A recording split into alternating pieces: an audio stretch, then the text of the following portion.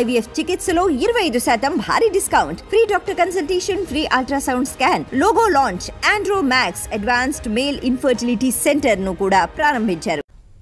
Already మనం చూస్తున్నాం TDP కేంద్ర కార్యాలయంపై దాడి, గన్నవరం టీడీపీ ఆఫీస్పై దాడి, స్వయాన మాజీ ముఖ్యమంత్రి అప్పుడు ప్రతిపక్ష నేత చంద్రబాబు నాయుడు నివాసంపై దాడి. ఈ ఇష్యూస్ అన్ని ఇప్పుడు తెర ముందుకు వస్తున్న పరిస్థితి. అలాగే టీడీపీ కేంద్ర కార్యాలయంపై దాడి వెనుక వైఎస్ఆర్ కాంగ్రెస్ పార్టీ అగ్రనేతలు ఉన్నారని ప్రస్తుత ప్రభుత్వం ఆరోపణలు చేస్తోంది. అభియోగాలు కూడా నమోదవుతున్న పరిస్థితి మనం చూస్తున్నాం. చంద్రబాబు నివాసంపై దాడి కేసులో మాజీ మంత్రి మీ పార్టీ నేత జోగి రమేష్ ఆల్రెడీ కేసు కూడా నమోదైంది.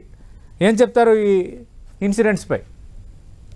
ఒకటండి, ఇది గతంలో జరిగినటువంటి యొక్క సంఘటనకు సంబంధించింది. అప్పటి ప్రభుత్వము ఈ తెలుగుదేశం పార్టీ కేంద్ర కార్యాలయం మీద జరిగినటువంటి దాడి మీద అప్పటి ప్రభుత్వము ఇమ్మీడియట్ గా స్పందించి దానికి సంబంధించినటువంటి 70 మందిని అరెస్ట్ చేసి వారి యొక్క ఎఫ్ఐఆర్ కూడాను నమోదు చేయడం జరిగింది. సో వాళ్ళ యొక్క ఎవరైతే సీసీ ఫుటేజ్ లో కూడాను లేని వ్యక్తుల్ని, కొంతమందిని ఈ యొక్క అగ్రనాయకత్వానికి చుట్టుముట్టాలనేటువంటి ఉద్దేశంతో వాళ్ళందరినీ కూడాను తలసిల రఘురామ్ అనేటువంటి వ్యక్తి, ఆ రోజు నాకు తెలిసి ఈయన సజ్జల రామకృష్ణారెడ్డి గారు కూడా అసలు లేరు ఇక్కడ, కానీ దేవినేని అవినాష్ లో కూడా అక్కడ లేరు, అదేవిధంగా అప్పిరెడ్డి గారు కూడా లేరు. వీళ్ళందరి పేర్లు కూడా ఏంటంటే ఒక కార్యకర్తలు అభిమానులు చేసినటువంటి ఆ దాడిని సాక్షాత్తు ఈ యొక్క అగ్రనాయకత్వానికి చుట్టుముట్టి వైఎస్ఆర్ కాంగ్రెస్ పార్టీ వీళ్ళందరినీ కూడా వేధించాలి అనేటువంటి ఉద్దేశంతో ఈ రోజు అడుగులు వేస్తున్నట్టు తెలుస్తా ఉంది. ఎందుకంటే ఆ సీసీ ఫుటేజ్లు కానీ వాళ్ళు పరిశీలించినా కూడాను ఎవరైతే మనం ఈ యొక్క పేర్లు చెప్పాం కదా, ఆ పేర్లలో ఎక్కడ కూడా లేరు వీళ్ళందరూ కూడాను. ఆ రోజు ఎవరైతే దాడికి పాల్పడ్డారో ఆ 70 మంది మీద కూడాను ఎఫ్ఐఆర్ గత ప్రభుత్వమే చేసి పెట్టింది, రాసి పెట్టి చేసి చర్యలకు ఉపక్రమించింది. అప్పటికే ఎవరెవరి మీద ఏంటి అనేటువంటిది ఆ కేసు అనేటువంటిది నడుస్తా ఉంది. ఈ రోజు సడన్ గా లేని వాళ్ళని తీసుకొని వచ్చేసేసి పార్టీ మీద ఆపాదించి పెద్దవాళ్ళని తీసుకురావాలనేటువంటి ఒక కక్షపూరితమైనటువంటి ఈ యొక్క చర్యలు అనేటువంటిది ఈ యొక్క ప్రభుత్వము, కూటమి ప్రభుత్వము చేయకుంటే బాగుంటుందని ఇష్టపడుతుంది. చట్టపరంగా ఏదైతే ఉన్నాయో ఖచ్చితంగా హైకోర్టును ఆశ్రయించాం యాంటిసిపేటరీ బెయిల్ గురించి.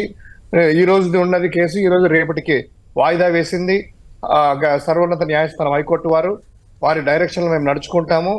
ఏదైనా కూడాను ఎక్కడైనా కూడాను ఎవరైనా చేసి ఉంటే వాళ్ళకి ఏదైనా కూడా శిక్షలు పడినా పర్వాలేదు, కానీ లేని వాళ్ళని ఎందుకు తీసుకొస్తారనేటువంటిది మా యొక్క ప్రశ్న. ఎందుకంటే ఇదంతా కూడా డైవర్షన్ పాలిటిక్స్. ఈ రోజు ఇసుక ఫ్రీ అన్నారు, ఆ ఫ్రీ అనేటువంటిది దానికి నిర్వచనం మార్చేసేసి ప్రజల్లో ఏదైనా వ్యతిరేకత వస్తుందేమో అనేటువంటి ఉద్దేశంతో, లేకపోతే కనుక సూపర్ 6 యొక్క తల్లికి వందనం అనేటువంటిది అకాడమిక్ ఇయర్ స్టార్ట్ అయింది, జూన్ లోనే స్కూల్ స్టార్ట్ అయినాయి, జూలై కూడా వచ్చింది. వాళ్ళకి తల్లికి వందనం వెయిట్ చేస్తా ఉన్నారు దాదాపు 1 కోటి మంది తల్లులు. అదే విధంగా ఈ యొక్క రుణం సంబంధించి అన్నదాత సుఖీబా వాళ్ళ పేరు ప్రకారం అన్నదాత సుఖీబా 20,000 రూపాయలు ఇస్తామన్నారు. ఆ యొక్క రైతులందరూ కూడా ఖరీఫ్ సీజన్ స్టార్ట్ అయింది, ఇత్తులు ఇత్తడానికి కూడాను దుక్కి దున్ని వాళ్ళు కూడా వెయిట్ చేస్తా ఉన్నారు.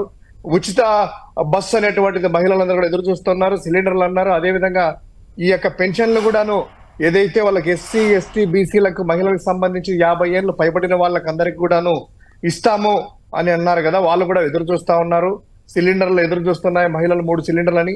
ఇవన్నీ సూపర్ 6 పథకాలు అమలు చేయాలంటే ఉద్దేశంతో వాళ్ళు దాన్ని అమలు చేయకుండా డైవర్షన్ పాలిటిక్స్ రాజకీయం చేసి ఈ యొక్క రాజకీయ పార్టీలు అణగదొక్కాలనే ఉద్దేశంతో చేస్తున్న చర్యల్ని మేము పూర్తిగా ఖండిస్తున్నాము. మీరు పాలనపై దృష్టి పెట్టండి, ప్రజలు మంచి మ్యాండేట్ ఇచ్చారు, మీరు చెప్పిన హామీలన్నీ అమలు చేయండి, ఇవన్నీ చేయాలనేటువంటిది మేము కోరుకుంటున్నామండి. శివశంకర్ గారు అంటే ఇప్పుడు తెలుగుదేశం పార్టీ కేంద్ర కార్యాలయంపై దాడిని సమర్థిస్తారా, చంద్రబాబు నివాసంపై దాడిని సమర్థిస్తారా, గన్నవరం టీడీపీ కార్యాలయంపై దాడిని సమర్థిస్తారా? అవి కళ్ళెదుట మనకి కనిపిస్తున్నాయి కదా, దాడులు ఏ విధంగా జరిగాయి, ఏ స్థాయిలో జరిగాయి అనేది. ఒకటి సతీష్ గారు మీరు అన్నట్టు, విద్యాసాగర్ గారు అన్నట్లు ఇది ఏదైతే వాళ్ళు అంటున్నారు కదా లా అండ్ ఆర్డర్ చూస్తూ ఊరుకోదని, లా అండ్ ఆర్డర్ చూస్తూ ఊరుకోమని ఎవరు కూడా చెప్పట్లేదు. లా అండ్ ఆర్డర్ స్ట్రిక్ట్ గా ఎన్ఫోర్స్ చేయమని చెప్తా ఉన్నాము. ఇదే లా అండ్ ఆర్డర్ ఏదైతే ప్రతిపక్ష పార్టీల మీద కక్ష సాధింపులు చేస్తున్నారో, ఈ రోజు మహిళలకు సాక్షాత్తు అనిత గారు హోమ్ మినిస్టర్ గారు ఉన్నటువంటి ఒక చిన్న 9వ తరగతి బాలికను చంపించేస్తే ఈ రోజు 50,000 జరిమానాలు ఇస్తాం పట్టుకోలేకపోతున్నారు ఒక హంతకుణ్ణి. తర్వాత ఇప్పుడే నంద్యాలలో లేటెస్ట్ గా మచ్చుమర్రి అనుకుంటా, నాకు తెలిసి కరెక్ట్ గా పదం ఊరి పేరు. ఆ బాలికను ముగ్గురు రేప్ చేసి చంపే చాటేసేస్తే అది. మొన్న విజయవాడలో ప్రేమించలేదని విజయవాడలో నరికి పాస్ చేశారు. గొడ్డలు తీసుకొని అక్కచెల్లెల ఆస్తుల కోసం దగా తెలుసుకుని కత్తులతో నరుక్కుంటున్నారు. వైఎస్ఆర్సీపీ కార్యకర్తల మీద ఆస్తులు ధ్వంసం చేస్తున్నారు. ప్రభుత్వ ఆస్తులను అయితే సచివాలయాలు అనేది జగన్ గారు మాత్రమే కట్టారు. సంబంధించింది కాదు నేను చెప్పేది. మీరు ప్రస్తావించిన ఇన్సిడెంట్లు జరిగాయి, నేను కాదనట్లా. మీరు ప్రస్తావించిన ఇన్సిడెంట్లు జరిగాయి, నేను కాదనట్లేదు. ఖచ్చితంగా ఇప్పుడు ఎన్డీఏ అలయన్స్ ప్రభుత్వం ఉంది ఏపీలో, వాళ్ళదే బాధ్యత, నేను కాదనట్లా. నేను అడుగుతున్నది గతంలో జరిగిన దాడులకు సంబంధించి. అంటే మీ నాయకులు, అంటే మీ పార్టీకి చెందిన కీలక నేతలు లేదంటే ప్రజాప్రతినిధుల ప్రోద్బలం లేకుండా, వాళ్ళు వెనక్కున్నారన్న ధైర్యం లేకుండానే ఇంతమంది ఒక మోకగా వెళ్ళి కార్యాలయాలపై దాడులు చేస్తారా? అసలు ఎవరు ప్లానింగ్ కానీ ఎవరి డైరెక్షన్ కానీ అస్సలే లేదంటారా? ఇప్పుడు ఒకటండి, జరిగింది కాబట్టే ఎఫ్ఐఆర్ అనేది నమోదైంది. ఒకవేళ ఏదన్నా ఉంటే ఎఫ్ఐఆర్ కూడా నమోదు చేయరు కదా, దాన్ని ఏదో చేసి. ఈ రోజు విద్యాసాగర్ విచారణ పారదర్శకంగా విచారణ చేసుకోండి. మీరు అన్నట్టు కార్ నెంబర్లు సీసీ ఫుటేజ్ ఏదైతే ఉంది కదా, కార్ నెంబర్లు తీసుకోండి, దాన్ని విచారణ చేసుకోండి.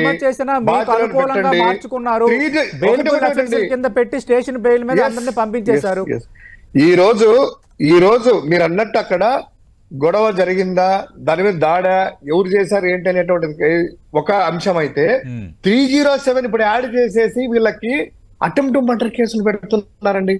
ఆ సెక్షన్లు మారుస్తున్నారు. అంటే ఇక్కడ ఎవరిని ఏం జరిగాయి ఆ రోజు మొత్తం ప్రత్యక్షంగా వాళ్ళే చూశారు. వాళ్ళు సీసీ ఫుటేజ్ లోంచి వాళ్ళు కూడా ప్రజెంటేషన్ ఇచ్చారు. ఎవరో ఒక వ్యక్తి ఏదో మణిపాల్ హాస్పిటల్లో చిన్నది ఆ రోజు ఏదో జరిగితే గనక ఏదో ముక్కు దగ్గర ఏదో గ్లాస్ తగులుకునింది అన్నారు, చిన్నది తీశారు. కానీ ఎక్కడా కూడా అటెంప్ట్ మర్డర్లు అనేటువంటి కానీ మర్డర్లు కానీ అనేటువంటిది పెద్ద పెద్ద సెక్షన్ ఇప్పుడు ఎందుకు యాడ్ చేస్తున్నారు? నిర్మూలించడానికే కదా ప్రతిపక్ష పార్టీని, ఒక నాయకులను భయభ్రాంతులు చేయడానికే కదా, వారిని అక్రమంగా ఇరికించడానికే కదా. నిజంగా అక్కడ 307 పెట్టేటువంటి అఫెన్స్ జరిగిందండి. ఇంకోటి, జోగి రమేష్ చేసినటువంటిది అది ధర్నా చేశారా, చంద్రబాబు నాయుడు గారి ఇంటి దగ్గర ప్రొటెక్ట్ చేశారా, ఆయన మీద దాడి చేశారా, ఇంటి మీద చేశారా ఏంటి అనేటువంటిది కూడా క్లియర్ కట్ గా పరిశీలించాలి. ఆయన మీద దాడి చేయడానికి చంద్రబాబు నాయుడు గారి ఇంటి గారు ఆయన మీద దాడి చేయడానికి అనేటువంటిది కాదు. ధర్నా చేశారా, ప్రొటెక్ట్ చేశారా? మీ యొక్క నాయకులు ఆ విధంగా బండబూతులు తిట్టి ముఖ్యమంత్రి గారిని, జగన్ గారిని పక్కన పెట్టండి, ముఖ్యమంత్రి గారిని ఆ యొక్క పెద్ద పదాలతో అసభ్య పదాలతో వాడుతున్నారు కదా, దాన్ని మీరు ఖండించరా ఏంటి అనేటువంటిది ఆ రోజు జరిగినటువంటిది ప్రొటెక్షన్ అనుకోవచ్చు కదా, ధర్నానికి అనుకోవచ్చు కదా. ఆ ధర్నాన్ని తీసుకొని వచ్చేసి ఆయన మీద దాడి అనుకుంటున్నారా? ఎవరు కూడా ప్రజాస్వామ్యంలో దాడులు అనేటువంటిది ఎవరు కూడా నిజమైన ప్రోత్సహించరు. జరిగిన దానికి ఖచ్చితంగా కూడాను బాధ్యులైనటువంటి వారిని శిక్షించాలనేటువంటి ప్రజాస్వామ్యవాదులు కోరుకుంటారు. కానీ పారదర్శకంగా జరగాలి. వ్యక్తులను టార్గెట్ చేసి చేయకూడదు, పార్టీలు నిర్మూలన చేద్దాం టార్గెట్ చేయకూడదు. వైఎస్ఆర్ కాంగ్రెస్ పార్టీ బలంగా టార్గెట్ చేస్తున్నారు. శివశంకర్ గారు, ఇక్కడ మీ పార్టీకి సంబంధించిన నేతలు ఆల్రెడీ ముందస్తు బెయిల్ పిటిషన్ను సుప్రీంకోర్టులో పిటిషన్ వేశారు, హైకోర్టులో. బట్ హైకోర్టు దీనిపై విచారణని రేపటికి వాయిదా వేసింది. అంటే ముందుగానే ముందస్తు బెయిల్ కావాలంటూ పిటిషన్ వేయటాన్ని ఏమని అర్థం చేసుకోవాలి? ఒకటండి, ఇప్పుడు మన విద్యాసాగర్ గారు చెప్పినట్లు కంప్లీట్ గా అశాంతి ఇది జరుగుతుంది. ప్రైవేట్ ప్రాపర్టీస్ లకి ట్రెస్ పాస్ తీసుకోవాలి, లేకపోతే 307 ఆ సెక్షన్లన్నీ చదివారు కదా. ఈ రోజు రాష్ట్రంలో దాదాపు వేలాది కుటుంబాలని, వేలాది ఇళ్ల ముందర సోషల్ మీడియా దగ్గర నుంచి ఛానళ్ల వరకు అన్నింటిలో ఈ యొక్క కూటమి సంబంధించినటువంటి పార్టీ నాయకులు, వైఎస్ఆర్ కాంగ్రెస్ పార్టీ సింపథైజర్స్ దగ్గర నుంచి అదే విధంగా ఓట్లు వేసిన సాధారణ ప్రజల వరకు భయభ్రాంతులతో, సాక్షాత్తు మన విద్యాసాగర్ గారు ఉన్నటువంటి చిత్తూరు జిల్లాలో కూడాను భయభ్రాంతులు చేసి బయటికి రాకుండా పబ్లిక్ ప్రాపర్టీ దగ్గర నుంచి ప్రైవేట్ ప్రాపర్టీ వరకు ధ్వంసం చేశారు కదా. వీళ్ళే లా అండ్ ఆర్డర్ మెయింటైన్ చేస్తున్నారు కదా. ఈ సెక్షన్లు 7 years వరకు ఇంప్రిజోన్మెంట్ అయ్యేటువంటి సెక్షన్స్ ఎంతమంది మీద పెట్టారు రాష్ట్రంలో?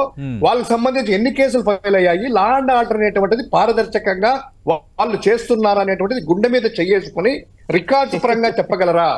ఏ ఒక్కరి మీదైనా కేసులు నమోదు చేశారా ఈ పోలీసులు? వైఎస్ఆర్ సింపథైజర్స్ మీద కొట్టుతుంటే నిన్న వేంపల్లిలో కూడాను ఆ విధంగా హాకీ బ్యాట్లతో తీసుకుని దాడులు చేసి అజయ్ అయినటువంటి వ్యక్తిని కొడితే ఎంతమంది మీద శిక్ష మీరు పెట్టారయ్యా? ఎన్ని సంవత్సరాలు పెట్టారు?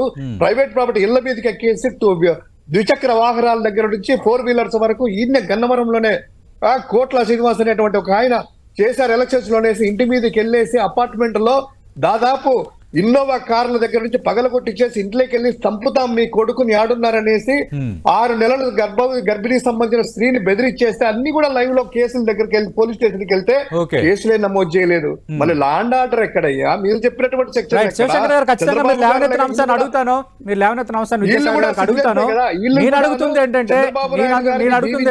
ఎలా ఉందో ముందస్తు బెయిల్ కావాలని అందరికి కూడా ముందస్తు బెయిల్ కావాలని ఎందుకు పిటిషన్లు వేశారు, మీద ఎలా సెక్షన్లు వేశారంటే అరెస్టులు తప్పవన్న భయం ఏమైనా వైఎస్ఆర్ కాంగ్రెస్ పార్టీ నేతలకు ఉందా? ఏంటండి అంటే ఈ కేసుల్లో అరెస్టులు తప్పవన్న భయం ఏమైనా వైఎస్ఆర్ కాంగ్రెస్ పార్టీ నేతలకు ఉందా? ఎందుకు ముందస్తు బెయిల్ కావాలంటే హైకోర్టులో పిటిషన్ వేశారు? కావాలని శిక్షలన్నీ పెట్టించేసి వీళ్ళందరి పేర్లో ఇప్పుడు ఆ యొక్క నమోదు చేశారు అంటే కనుక వాళ్ళను అరెస్ట్ చేసేసి వాళ్ళు చేయాలనేటువంటి నిర్మూలించాలనేటువంటి ఉద్దేశంతో చేస్తున్నారు కాబట్టి ఓకే వాళ్ళు హైకోర్టు అనే వాళ్ళకు ఉన్నటువంటి చట్టపరంగా వాళ్ళకు ఉన్నటువంటి హక్కుల ప్రకారము న్యాయస్థానంకి అప్పులు చేశారు యాంటిసిపేటరీ బెయిల్ ఇవ్వమని చెప్పిచ్చేసి. ఖచ్చితంగా వాళ్ళ యొక్క కక్షపూరిత చేద్దామనేటువంటి ఉద్దేశంతో వాళ్ళ మీద శిక్షలు ఆపాదించారు ఈ రోజు. ఓకే, దాని గురించి న్యాయస్థానం వారిని ఆశ్రయించడం జరిగింది. చెప్పట్లేదు, సాక్షాత్తు వైఎస్ఆర్సీపీ సానుభూతి పరుల మీద దాడులు జరుగుతున్నాయని రాష్ట్ర ప్రజలందరికీ తెలుసు. మీరు కేసులు పెట్టుకోకుండా దానికి ఏమి చేయలేము. ఈ రాష్ట్ర ప్రజల దగ్గర నుంచి పక్క రాష్ట్ర ప్రజల గురించి మొత్తం తెలుసు. వైసీపీ మీద అరాచకాలు ఎలా జరుగుతున్నాయి, దాడులు ఎలా జరుగుతున్నాయి, మూకుమ్మడిగా దాడులు ఎలా, సచివాలయాలు ఎలా పగలగొట్టారు, మొత్తం ప్రభుత్వ ఆస్తులు ఎలా అయ్యాయి, వైఎస్ఆర్ విగ్రహాలు ఎలా కాల్చారు కూల్చారు, ఇవన్నీ కూడాను రాజకీయ ప్రేరేపితమైనటువంటిది కాదండి. మీరు అదే ఎఫ్ఐఆర్ ఏదైనా కేసులు తీసుకుంటే కేసులు నమోదు చేస్తే క్రైమ్ రేట్ తెలుస్తుందండి. కేసులు నమోదు జరగలే కదా, కేసులు నమోదు జరిగితే ఎక్కడెక్కడ సంఘటనలు అదేనండి. ముగ్గురు ఒకటండి, ఈ రోజు క్రైమ్ రేట్ ఏ విధంగా ఉంది, పోలీస్ వ్యవస్థ ఎలా పనిచేస్తుంది, లా అండ్ ఆర్డర్ ఎలా ఉందని తెలపడానికి పసిపిల్లల మీద నుంచి 3 హత్యలు జరిగితే వారంలో 3 రోజుల కిందట ఇంతవరకు కనీసం అంటే ఆ బాధితుని పట్టుకోలేకపోయారు. జైలు దగ్గర నుంచి బయటకు వచ్చి వాడు కిరాతకంగా హత్య చేస్తే 50,000 రివార్డ్ ఇస్తామంటున్నారు, కానీ వాళ్ళ మీద కాన్సన్ట్రేట్ చేయండి అయ్యా. వైసీపీ వాళ్ళ మీద మీరు తర్వాత దాడులు